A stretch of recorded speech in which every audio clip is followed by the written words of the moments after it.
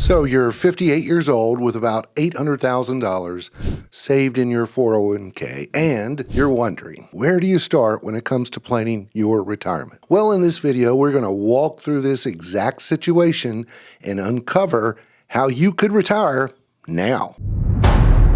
You know, one of the biggest issues I see in retirement planning is the misconception that you need millions of dollars saved to retire comfortably. Now, a lot of times people realize too late that they could have retired 5 or even 10 years earlier. So let's take a look at a case study for Joe. Joe is 58 and has $800,000 in his 401k. Let's look at some steps to get Joe retired as soon as he can. And by the way, I'm using an example of a single person, not married. Why? I found that a lot of videos out there only illustrate planning for married couples and do not concentrate on those out there that are single. Oh, and if we haven't met before, my name is Keith Wilson. I am a financial advisor helping folks just like you plan for retirement. Now, back to Joe. Joe's not a big-time executive. He's not a tech millionaire. He's just a regular guy. His income is $105,000 a year. He saves 15% of his salary in his 401k. He currently spends about $4,500 a month for just normal living expenses like groceries or utilities, eating out, and just normal shopping. But here's the thing. Joe's hard work and smart decisions have built something pretty impressive. Here's what his financial picture looks like. His house is paid off. It's worth around $500,000. He has $800,000 in a 401k. $750,000 of it is in a traditional 401k, and $50,000 of it is in a Roth 401k. He has $50,000 in the bank for emergencies, and his total net worth is $1.35 million. Hey, that's not bad for a regular guy just plugging along, saving diligently towards his goals, right? So Joe has a goal to retire when he turns 59, and he wants to spend $3,500 a month for his living expenses, and he doesn't want to worry about running out of money. All right, so let's plug this data in the financial planning software and see what comes up. Okay, so when we plug all of his data in, his assets, we plugged in his income, plugged in his goals. Let's see if he can do it with his data he has now. Whoa, look at that. So he has a 97% degree of success with that data that we pulled in. 97% degree of success. That's great.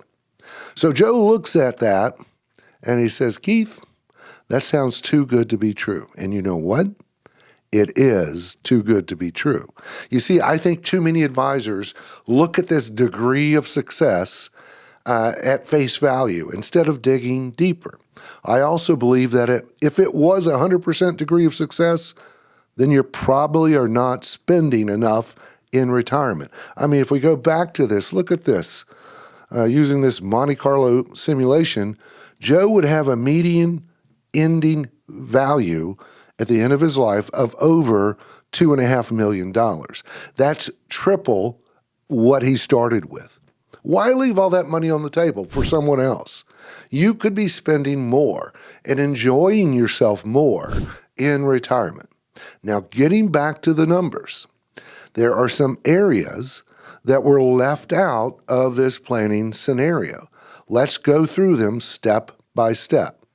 Joe said he wanted to spend $3,500 a month in retirement, but we forgot about health insurance. If he retires at 59, then there is a 6-year gap before he goes on Medicare.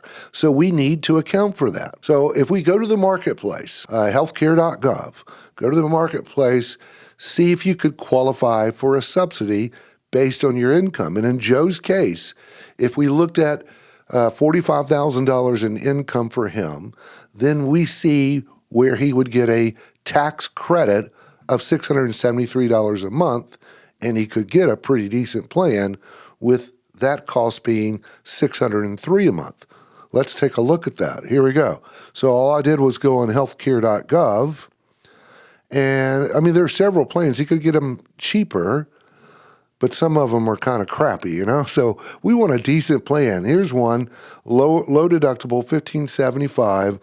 It's a PPO, nationwide doctors. For him, it would be $603 a month.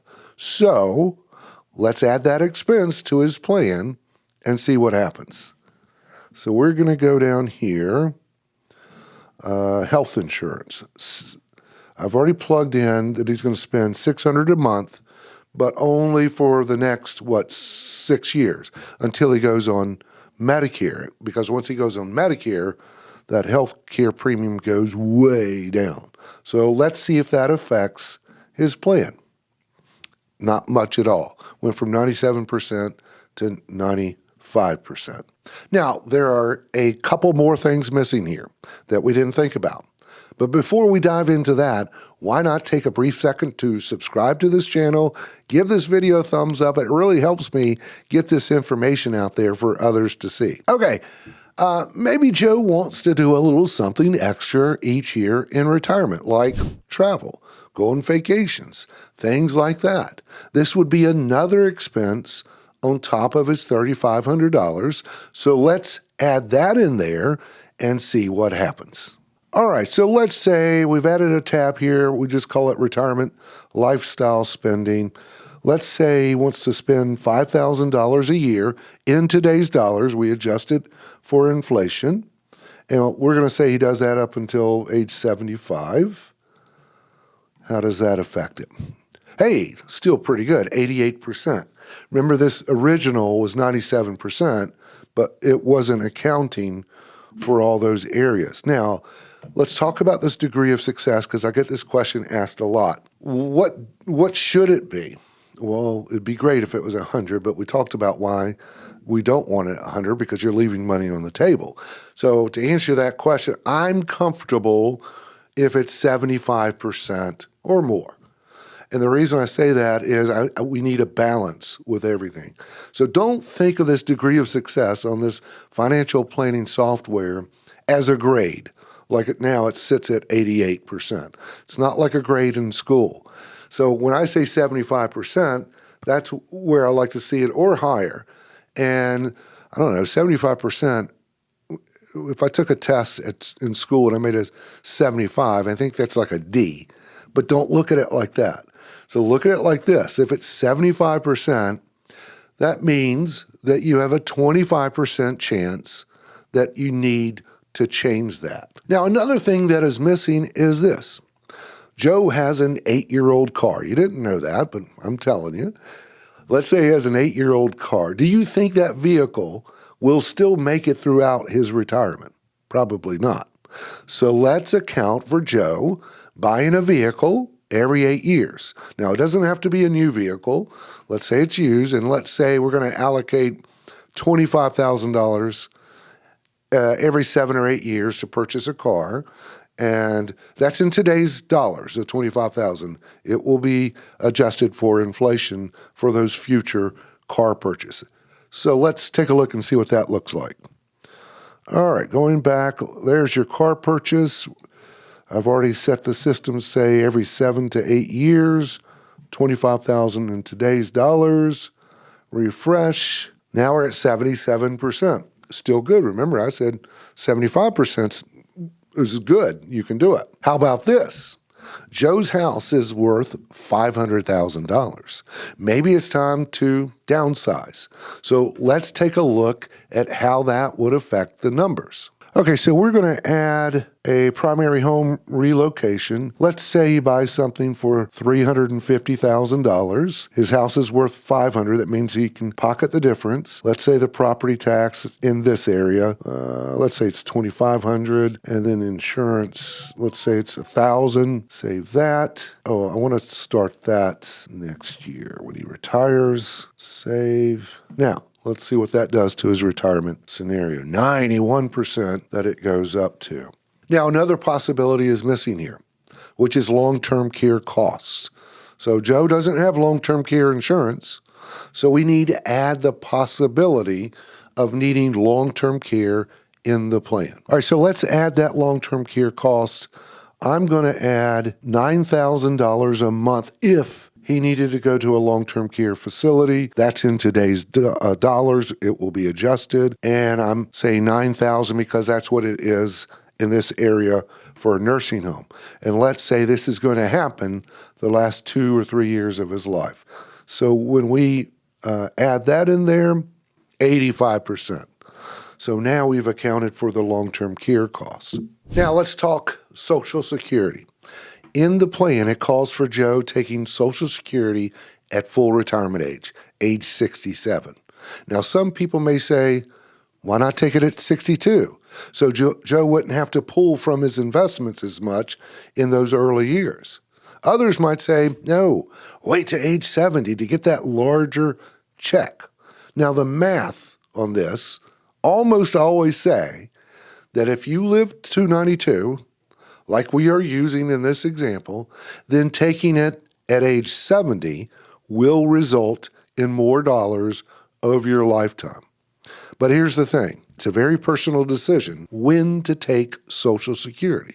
Some people, no matter what the math says, feel more comfortable taking it early, and that's okay. That's why we run different scenarios to show the comparisons. The other thing you may have noticed in this case study is that Joe did not have a taxable account in the mix.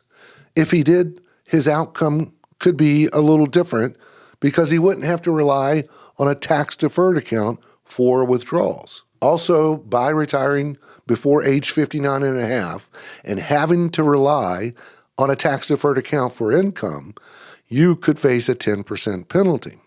However, since Joe retired with a 401k, we could utilize the rule of 55 to avoid that 10% penalty. So it only works if it's in a 401k, not an IRA, because a lot of advisors will, as soon as you retire, hey, roll over your 401k. Well, that could have been a mistake on Joe's part. Now, I did a video on the rule of 55. You can check that out right up here for further information on that. Also, you will notice that Joe did not have 3 to 5 years of the income he would need in cash. Joe's allocation on his portfolio, it was in a moderate level of risk, 60% stocks, 40% fixed income. So when we made distributions to him, we pulled it from the fixed income allocation first. I mean, it would be nice to have the 3 buckets if we plan well in advance, but sometimes that's the way it is. You retire, this is what I've got, let's deal with what we've got and make it work the best we can. So you can see with Joe's story, it's more than this is what I have and this is what I want. It takes careful planning and strategic adjustments to get to something that will be realistic. Look, will his plan change throughout the years? Almost certainly, yes. Retirement planning is dynamic, and adjustments will need to be made. I always say that it's better to be 100% approximately right than to be 100% precisely wrong. But Joe's story is proof that you don't need a multi-million-dollar nest egg to retire comfortably. You just need a smart strategy and the willingness to, make a few tactical adjustments. Now, everyone's retirement journey, look, it's going to be different. Maybe your numbers are higher or lower than Joe's. Maybe your dreams include a beach house, more travel, or simply relaxing with family. It also depends on where you live. For example, living expenses are going to be way higher in California than they are in North Carolina or other parts of the country. But no matter what your goals are, the principles we used for Joe can help guide your journey too. And finally, I would say to get with a financial advisor, discuss this in depth. And if we need to talk, check out the resources below. See you next time. If you like what you're seeing so far, check out this next video. Subscribe to the channel. Lord willing, we'll see you next time.